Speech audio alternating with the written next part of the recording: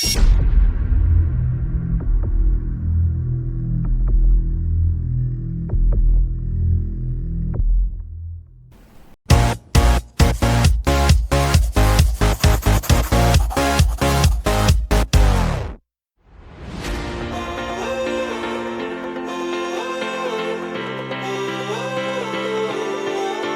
morning mga ka-Agrifriends!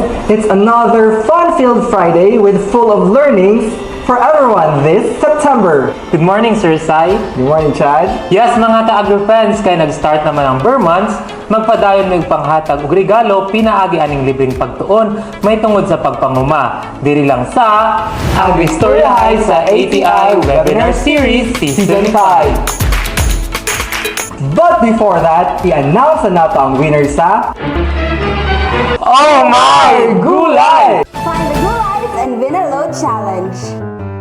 And here are the mechanics.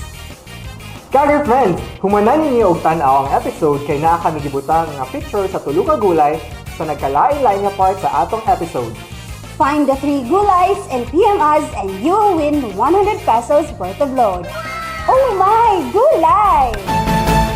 Our Oh My Gulay last episode are bell pepper, calamansi, and patatas.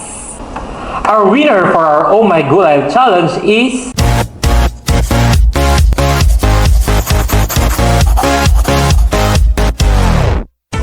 Congratulations! PM us your phone number for 100 pesos worth of load and claim your promotional mug in our center located at Poblacion, El Salvador City, Misamis Oriental. Sir Sai, kabalo ba ka nga pwede ta makakwarta pinaagi sa ulod? Wait lang, Chen. Ulod?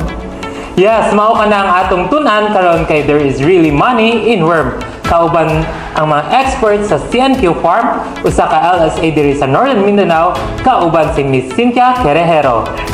And Ms. Cheryl G. Lopez, Senior Science Research Specialist and the Officer in charge of DOST PTRI Technology Center in Misamis Oriental. Diri sa ato episode sa Agristoryahay sa ATI Webinar Series Season 5, episode on Silkworm Production.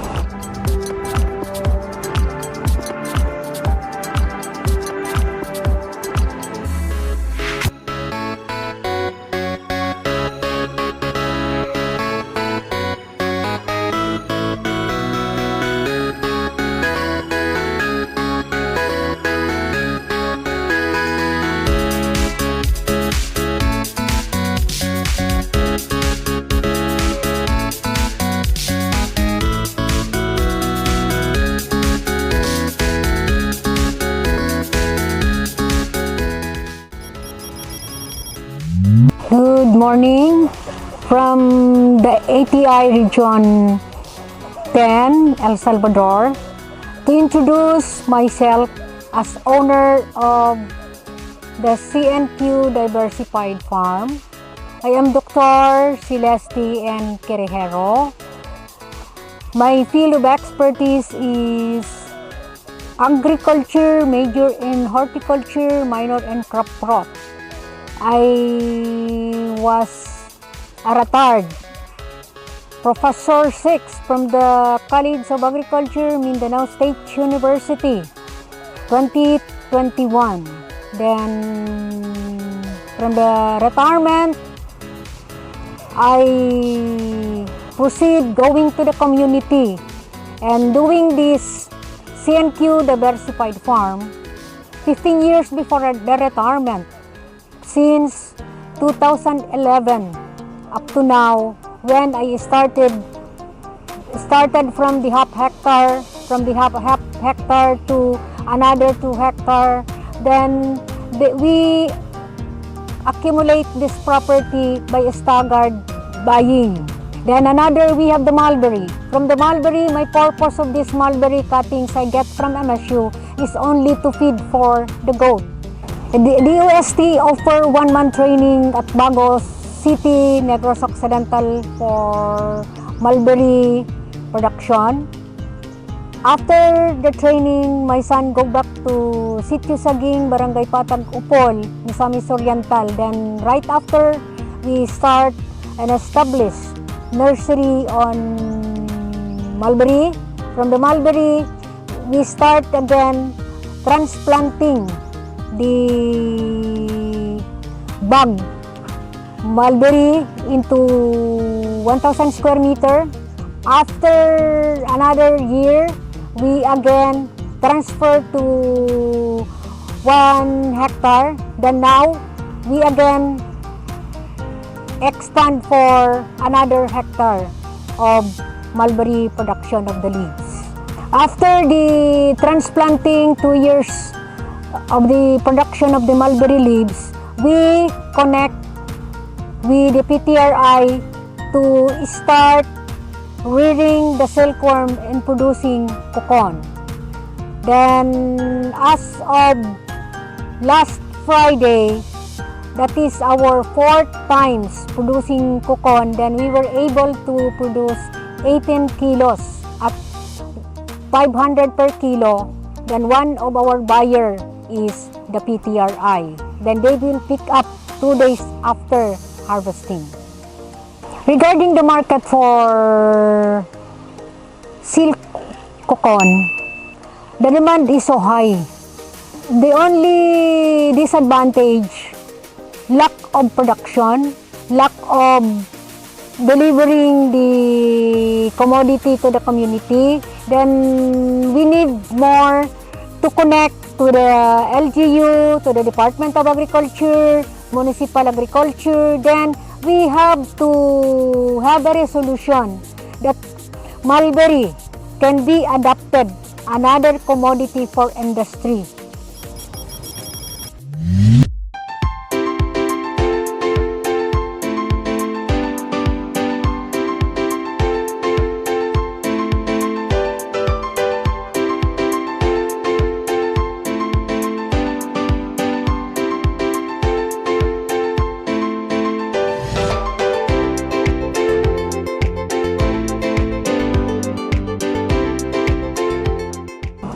May adlaw mga ka-Agri-Friends, kini si Ching Lopez sa Department of Science and Technology, Philippine Textile Research Institute. Nadinhita sa Villanueva, Misamis Oriental, and right now I'm holding the position of Senior Science Research Specialist. Ang Department of or DOST PTRI, particularly kami sa Philippine Textile Research Institute, ang mandato gid namo is tulo ka mandato or ako lang inihisgot ang isa o duha. Ang una, research and development. So magduki-duki ta sa mga particularly sa natural textile fiber or kanang mga fiber bitaw nga makita nato din sa nature nga mahimong tela. Ikaduha, ato pod na siyang ihatag o kanang mga technologies nga among na research, ato na siyang ihatag sa mga kung kinsay interested, mga stakeholders or mga companies or mga group of people or individuals nga interested mo produce ang mga textile or using ang mga technology sa DOST PTRI. So natay mga training o napod tayo mga testing and laboratory analysis for that matter. Ang pagbuhi sa ulod or gitawag nato nga sericulture, isa na siya or actually we call it sa atong office sa DOST PTRI as Philippine Silk Production. So kini siyang atong pagbuhat sa tela gikan sa ulod, isa na siya ka particular nga program sa DOST PTRI na mainly na dinhi sa Misamis Oriental ang center. So ang atong center sa PTRI is supposedly sa Bicutan, Philippines or sa Manila. Pero dinhi sa Misamis Oriental na ata dinhi center where ang focus rigid niya is research, mga innovation, development para sa Philippine silk, particularly using isa ka strain sa ulod. Ang tawag nato ana nila is, tawagon lang nato sila og Bombyx mori. So ingon sila sa scientific name daw na siya, pero ato siya gimuon nga Bombyx atong pangalan ana niya nga mga ulod. Unya kana nga ulod, ang buhaton na gud ana niya mukaon, matulog hangtod nga ang ihang laway mahimo siya og tanod. Ug kanang tanod mahimo dayon siyang tela. Ug kana siya ana siya lain-lain nga mga proseso. Ang kanang proseso medyo taas-taas na siya nga proseso, so ato siyang isa-isahon. So ang process nato sa pagbuhat sa tela nga gikan sa silk, or particularly tawag nato siya og sericulture, is una kinahanglan ta og mulberry. So kanang mulberry usa na siya katanom nga itanom sa isa ka farmer na interesado nga mobuhi og ulod. Ginaingon gid nato nga manong manang magtanom mo daan og mulberry. So kanang mulberry ipatanom na siya og isa ka tuig, unya ang ihang dahon mora gid ang pagkaon sa atong mga ulod nga bombyx. Kay kana sila dili sila mokaon og lain kung dili ang ato ra yung mulberry. Pag human ana ang isa ka farmer kinahanglan pud na siya balay. So rearing house mura siya og payag-payag pero dako siya nga payag. Kay kini atong mga ulod dili nato pwede itigway. Kay kini sila mokaon lang gid sa ilahang kaugalingon dinha sa ilahang lamisa.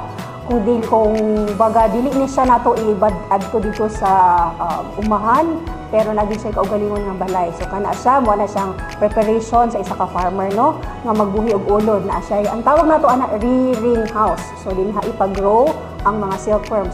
Pag human ana nga proseso, ang farmer mo pakaon sa ulod for 18 days. Kay nga naman, ang kanang atong ulod, ang iyahang kinabuhian na, nga magsige lang gid siya og kaon sa dahon sa mulberry 25 days.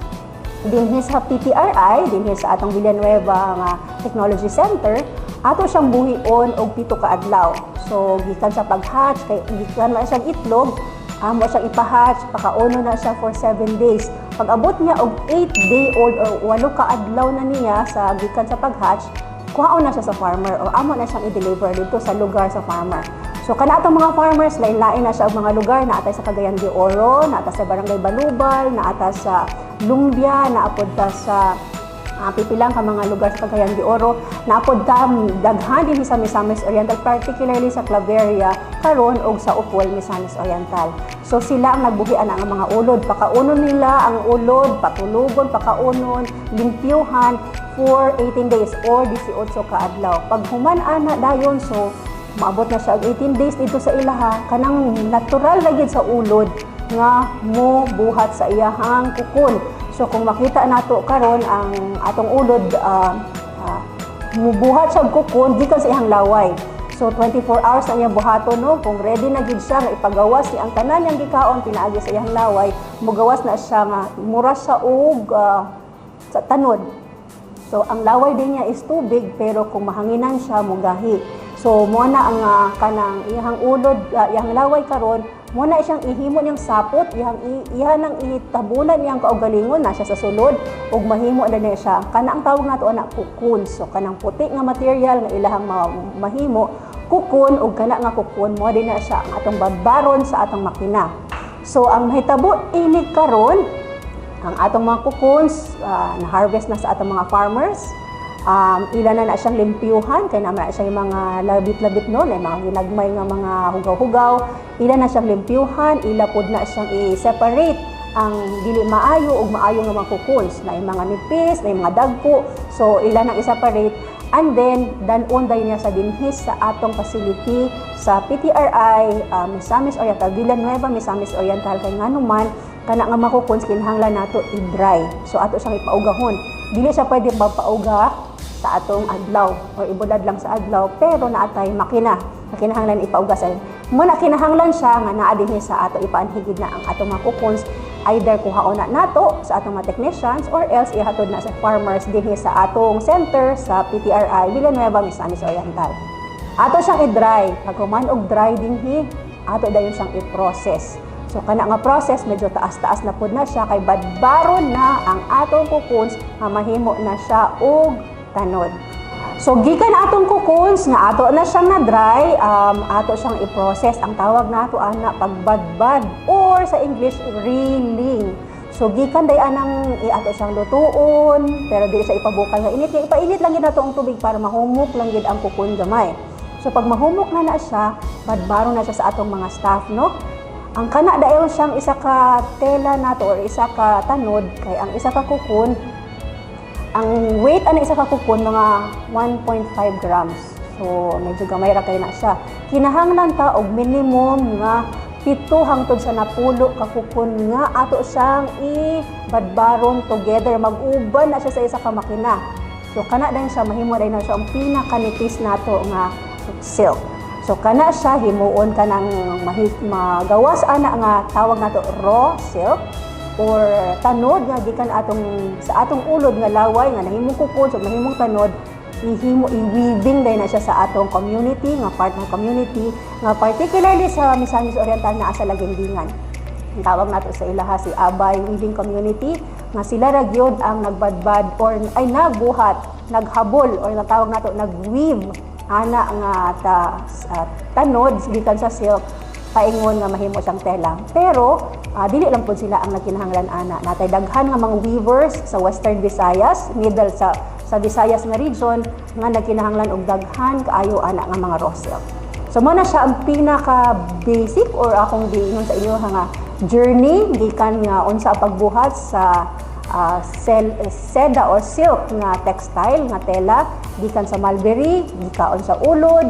Ang ulod himong cocoons, ang cocoons gibadbad nga mahimo siya nga tanod, ang tanod giproseso ug ang tanod gi-weave ug mahimo dayon siya ang tela. By the way, mga ka-Agri-Friends, ang atong mga ulod nga maghimo og cocoons kinahanglan nato gyud siya i-harvest gikan sa atong mga farmers.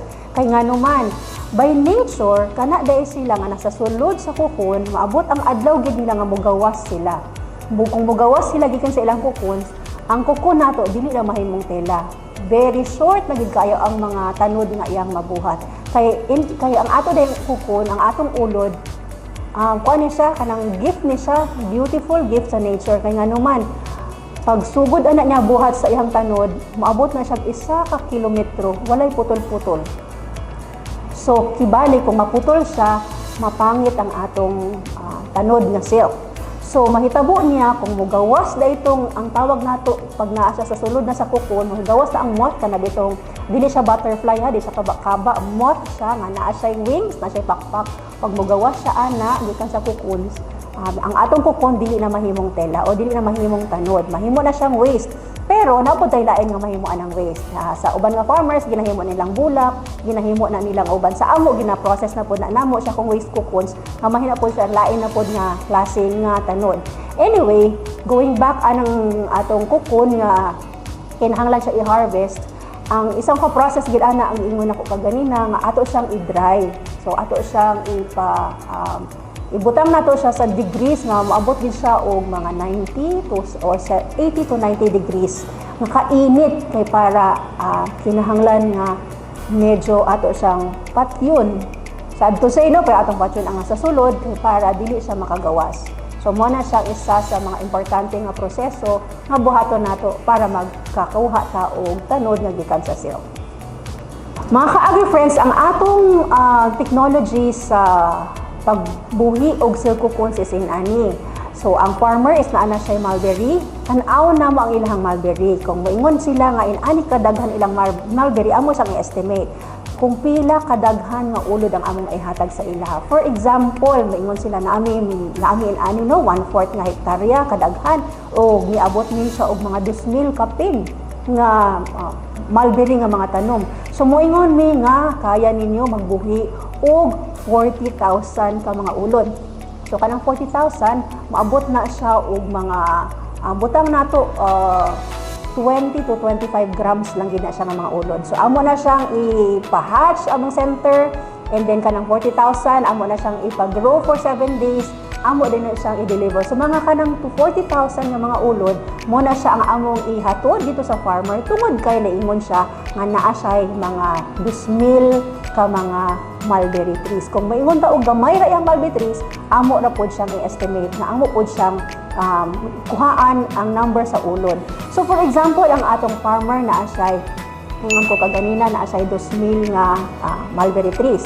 So naa siya 40,000 ka mga ulod nga among ihatag sa ilaha. Kanang 40,000 nga pieces nga mga ulod gagmay kaayo na siya no, pero amo naman na siyang nakwinta. So mga inana siya kadaghan 40,000 ka buok.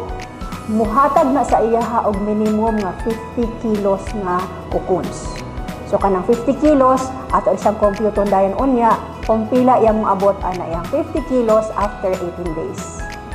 Mga ka-Agri-Friends, kanang atong 40,000 nga ulod nga gikan sa farmer atong i-harvest paliton siya sa PTRI. Dili ingon nga amo gid ni siyang trabaho nga mopalit.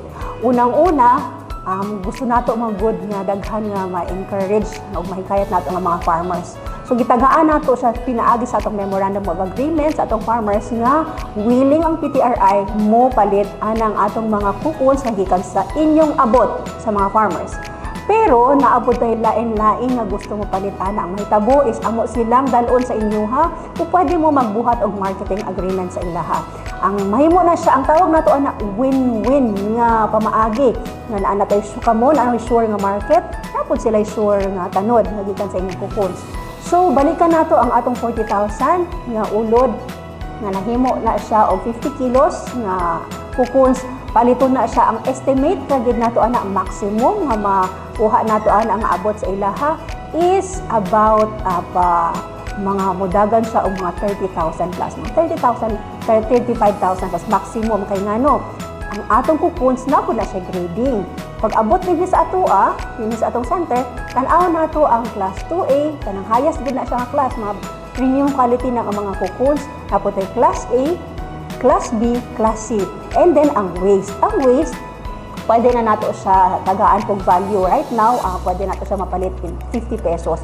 Sa una, medyo amo lang gina siyang ipadaplin. Pero kinahanglanon pwede nato ang waste. Kay pwede po dahil siya ang atong waste coupons, mahimong another form nga fiber. So balikon nato ang atong mga costing ana sa coupons, ang class 2A, 400 pesos ang kilo. Fresh coupons na siya, so wala pa na siya gidry. Ang class A is 350, ang class B 300, class C is 250. So dako na kayo siya nga improvement sa previous nato nga mga tuig kay tungod kay very low ang buying sa kukon, siguro kay dili pa gid siya inana kaayo no ka natagaan nato og pansin. Karon nga gusto nato nga daghan kay taog kinahanglanon nga raw silk dinhi sa Philippines. Ato mga weaving nga nang manghabi magbuhat og mga tela nga mga natural fiber ilang ginagamit, kinahanglan sila og daghan nga raw silk. So that's why nag-ingon ta nga pwede ra gid nato mapalit ang atong mga kukon sa inana nga mga presyo. Ang mga sa ato nga mga interesado nga mubuhi sa ulod at naami sa Facebook, pero naara gid pod mi dinhi sa Villanueva, Misamis Oriental. Ma-reach ra gid mi ninyo anytime, ma-email mi, ma-messenger, and then napod mi phone number nga siguro kung naalay signal nga sakto, amo ra pod sila ako kung mahatag sa inyo ha. So anytime naapod mi sa social media, ma-reach ra gid mi ninyo anytime naapod mi sa mga posting sa among DOST PTRI nga Facebook, and kana siya even if kana inyong mga questions or inquiries ninyo, mga interest ninyo, maabot ang Facebook, mo diretso ra gid po na siya sa among mga inquiries. So, naara gid po ta dinani, Villanueva, Misamis Oriental, atong center, for you to know kung unsa pa ang mga technologies na ano ma-share sa inyo. Ang atong location sa PTRI, DOST PTRI Technology Center na particularly sa Barangay Imelda, Villanueva, Misamis Oriental. So, kung familiar ta, ang ruta bitaw nga 955 sa Claveria, makikan sa Cagayan, paingon sa Villanueva, pasaka paingon sa Claveria, malabyan ta. So, kami ang last na barangay sa Villanueva, and then sunod na rin ang munisipyo sa Claveria. So, before na maabotan ng Claveria, na medyo paliko gamay ng mga 300 meters towards the right. And then, kung maabot ka ng Barangay Imelda, tana ka asa ang PTRI, kay palo na tanan ang nasa residente sa barangay, kung asa ang PTRI, kay diretso ra mo o paliko, diretso ra dayon makaabot mo sa center. Naginid akong opportunity diri sa silkworm farming, di ba Sir Sai? Yes, Sean, kay pinaagi sa buyback scheme sa DOST PTRI Technology Center, mamahimong mopadako ang atong mga mag-uuma sa mga silkworm o maka-income. Pero Sir Sai, kinahanglan sila mamatay para makaproduce sila og silk. Mao na giingon nga purpose Chad kay bisan unsa kagamay gyud sa butang sa maani ulod nga silkworm na agyud dako nga pulos. So karon mga ka-Agrifriends, it's time to test what you've learned sa ating tanong of the episode.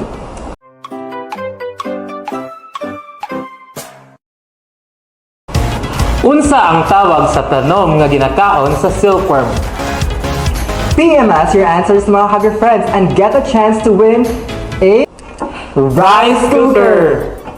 O karon, ato po di-announce ang atong answer o atong winner sa ating tanong last episode. Our ating tanong for the last episode is: unsa ang purpose sa presko ug ikaduhang gata nga isagol sa pagluto sa beef rendang? And the answer is pampalasa sa karne. Ug winner ka, Misael Mabulay. You will receive one rice cooker from your ATI RTC10 family. Congratulations! Mao nang mga ka-Agrifriends, to be an official participant, watch till the end and don't forget to like and share this post to be qualified in our ating tanong for this episode. For the next episode, Kabalo ba mo nga aside sa fresh honey, dagan pa nga byproducts nga pwede natong mabuhat ug pagkakitaan. mao ba siyan? Kana ang atong tun-an sa atong next episode sa Agristoryahay sa ATI Webinar Series Season 5, Honey Production and Processing. Reminders! Siguraduha nga registered participant ka. Kay only participants who are officially registered and who have registered before the streaming of the episode with complete requirements will receive our e-certificate for the episode. Be sure nga naka-fill out ka mo sa among official registration nga adunay 2 parts. Una, ang participant's information sheet ug ang ikaduha, ang pre-test. Kini nga registration ug pre-test among ibutang sa usa ka link nga among i-post sa among Facebook page announcement 2 weeks before the streaming of our episode. Answer your pre-test honestly. Ayaw kahadlok ug masayop mga ka-Agrifriends, kay diha na mo makita kung unsa inyong natun-an sa tibuok episode. But wait, there's more. Pagkahuman sa official streaming sa episode, aduna mi i-post nga link sa inyong post-test ug participants' feedback sa description ani nga episode. Again mga ka-Agrifriends, duha ka link ang inyong i-fill out. Ang first contains 2 parts, the registration form and the pre-test, nga inyong i-accomplish before ang streaming sa episode. Another link is for the post-test and participants' feedback.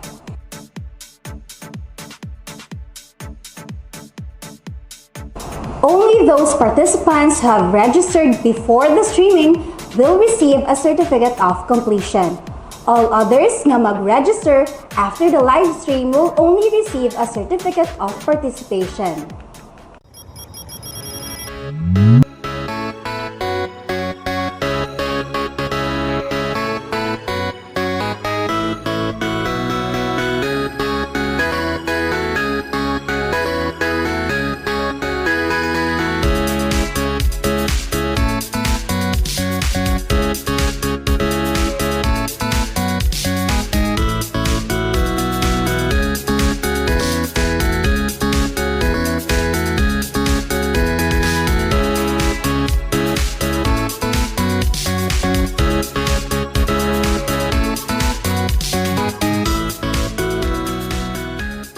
And we are back mga ka-Agrifriends!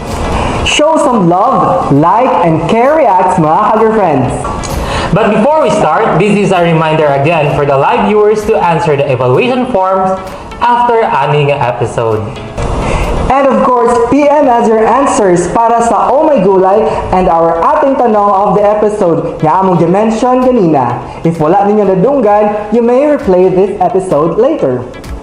So let us start with greeting our Center Director, Ms. Maria Lydia E. Chavez, and our former Assistant Center Director, Ms. Noemi Beth G. Macario nga tuan na karon sa Caraga Region. Congratulations, Ma'am Obing, on your appointment as their new OIC Center Director. And to our unit head for admin and finance, Sir Efren C. Macario, Javier Andalan, Chief of our Partnership and Accreditation Section, our OIC Chief of Information Services Section, Ms. Hanilo C. Bastasa. Our committed leaders from DARFO 10, Regional Executive Director Jose Apollo Y. Pacamalan, and Regional Technical Director for Operations, Director Carlota Madriaga. And our Regional Technical Director for Research and Regulation, Director Cora A. Dumayaka. And this episode would not be possible without our production team from the ISS, our men and women behind the camera. And we would also like to thank sa tanan na ni-visit and nag-support during our first ever Technogabay Program Summit sa Coconut and Masaganang Coco Buhayan Expo 2024 at SM Downtown, Cagayan de Oro City last August 30 to September 1. Thank you for visiting our different booths and purchasing local products from our learning sites for agriculture in Region 10. I hope nga na-enjoy gid ninyo ang inyong favorite LSA products, mga ka-Agrifriends. Let's continue to support local. Ug dili nato kalimtan mag-thank you sa atong resource persons, Miss Cynthia Querejero and Miss Cheryl Lopez, and to all of your staff for this episode. And mao ka to ang atong episode karon, mga ka-Agrifriends. Make sure mga ka-Agrifriends to follow and like us on Facebook, Instagram, Twitter, TikTok, and our YouTube channel at ATI North Min. This is Christian Casete. And I am Mark Simon Epi, the Lago ng Diyos. This is Agristoryahay sa ATI Webinar Series Season 5.